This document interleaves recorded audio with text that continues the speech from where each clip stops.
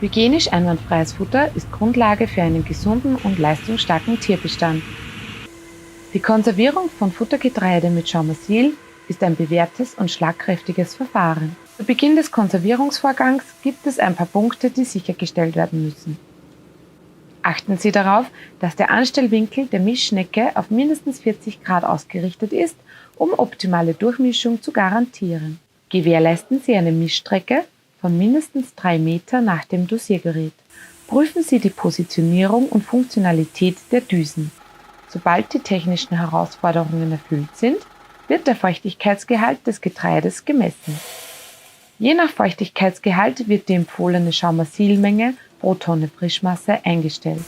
Berechnen Sie die Stundenleistung des Geräts, um anschließend die Dosierung an die Durchflussmenge des Getreides anzupassen. Um die Qualität Ihres Futtergetreides sicherzustellen, möchten wir Ihnen noch folgende Tipps auf den Weg mitgeben.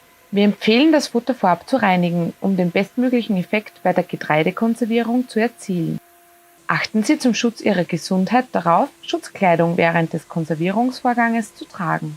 Decken Sie das Futtergetreide nach der Konservierung nicht ab, um Kondenswasser zu verhindern. Futtergetreide mit unterschiedlichen Feuchtigkeitsgehalten oder konserviertes mit unbehandeltem Getreide sollten nicht zusammengemischt werden, um Verderb durch Feuchtigkeitsübertragung zu vermeiden. Ihr Schaumann-Fachberater steht Ihnen zur betriebsindividuellen Beratung gerne zur Verfügung. Wir wünschen Ihnen weiterhin viel Erfolg im Stall.